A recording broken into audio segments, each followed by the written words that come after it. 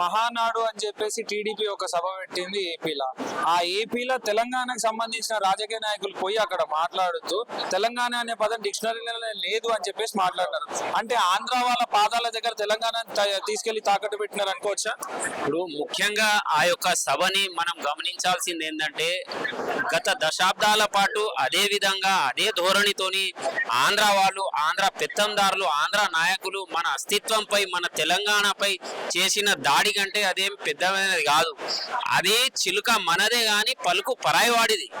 ఖచ్చితంగా ఇది ఈ విషయం. ఎందుకంటే ఆంధ్ర నాయకులని మెప్పు కోసం మన తెలంగాణ బిడ్డలు అక్కడ పోయి మాట్లాడుతూ ఉంటే అది చాలా సిగ్గుచేటు. వీళ్ళు ఇక్కడ పుట్టి, ఇక్కడ పెరిగి, ఇక్కడ ఏదైనా ఉంటే రాజకీయంగా ఇక్కడ లబ్ధి పొంది ఈరోజు ఇక్కడ గాలి పీల్చుకుంటూ ఈరోజు పక్క రాష్ట్రంలో పోయి మన రాష్ట్రాన్ని తెలంగాణ అనే పదం డిక్షనరీలోనే లేదని చెప్పడం సిగ్గుచేటు.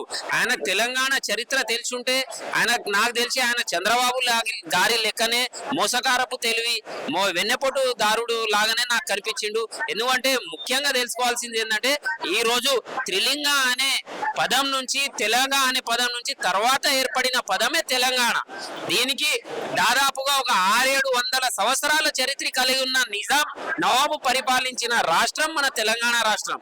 ఆంధ్ర వాళ్ళు లేక ఇప్పుడు వాళ్ళు అటు తమిళనాడులో మెర్జ్ అయిపోయి, తమిళనాడు వాళ్ళు అక్కడి నుంచి తరిమేస్తే మళ్ళీ తెలంగాణలో 1956లో ఇటు మెర్జ్ అయిపోయి మనని దశాబ్దాల పాటు మనని హరివోస ఉచ్చుకుంటూ నాయకులు తెలంగాణ మీద విషం జిమ్ముతారే తప్పిస్తే తెలంగాణ యోగం, తెలంగాణ సంక్షేమం గురించి ఎప్పుడు కూడా మాట్లాడారు.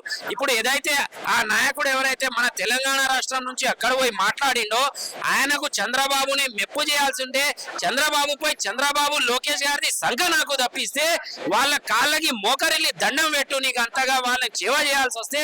అంతేగాని తెలంగాణ రాష్ట్రం పైన ఏ ఒక్క మాట మాట్లాడినా కూడా మిమ్మల్ని తెలంగాణ రాష్ట్రంలో అడుగు పెట్టనియం బిడ్డ.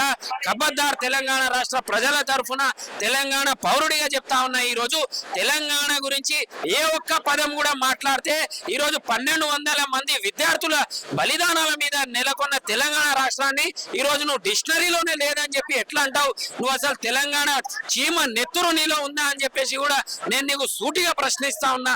అయితే నాయకుడు ఆడపోయి మాట్లాడిండో Chanchalguda jail, Cherlapally jail, Khammam jail గోడలని ఆ జైలు గోడలని ముద్దాడి చెంచల్గూడ జైల్లో, చర్లాపల్లి జైల్లో మక్కిన అన్నం తిని తెలంగాణ రాష్ట్రాన్ని సాధించుకొని తెలంగాణ రాష్ట్రాన్ని దేశంలో నంబర్ 1 గా నిలబెట్టిన రాష్ట్రాన్ని ఈ రోజు నువ్వు డిక్షనరీలోనే లేదని చెప్పడం సిగ్గుచోటు బిడ్డ. నువ్వు అసలు తెలంగాణ పౌరుడివేనా అని చెప్పేసి ఈ రోజు తెలంగాణ సమాజం మొత్తం నీ నోరు మీద ఉమ్మేసే పరిస్థితి నువ్వు తెచ్చుకోకు.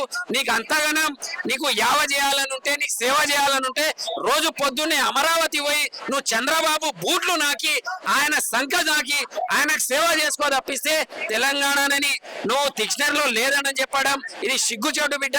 నువ్వు తెలంగాణ రాష్ట్రంలో నువ్వు ఏ మండలంలో, ఏ నియోజకవర్గంలో తిరుగుతావు, మేము కూడా ఇల్లు చూస్తామని చెప్పేసి మేము ఇల్లు నుంచి హెచ్చరిస్తా ఉన్నాం. మొన్న ఒక తెలంగాణ రాజకీయ నాయకుడు ఆంధ్రాలోకి వెళ్ళి మాట్లాడుతూ తెలంగాణ అనే పదం డిక్షనరీలోనే లేదు అని చెప్పేసి మాట్లాడారు. దాన్ని ఎలా చూడొచ్చు? ఒకటన్నా, ఇప్పుడు 3 సార్లు ఉద్యమాలు జరుగుతాయని మన తెలంగాణ రాష్ట్రం 1957 కానీ 69 కానీ మళ్ళా మరి దశ ఉద్యమం నుంచి తెలంగాణ రాష్ట్రం ఏ విధంగా అయితే సాధించుకున్నామో, నేను కూడా ఉద్యమకారుని 2001 నుంచి ఉద్యమకారుని, బీఆర్ఎస్ పార్టీ సీనియర్ నాయకుడిగా చెప్తున్నా. మళ్ళా ఉద్యమం చేస్తాం.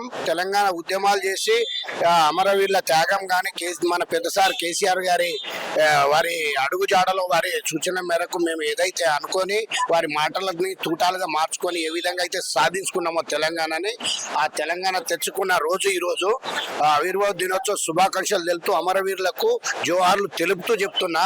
కాంగ్రెస్ పార్టీని, బీజేపీ పార్టీని బోందా పెట్టి ఈ రాక్షస పాలనని నుంచి తెలంగాణని మళ్ళా రక్షించుకోవడం కోసం మరొక ఉద్యమం స్టార్ట్ చేస్తాం.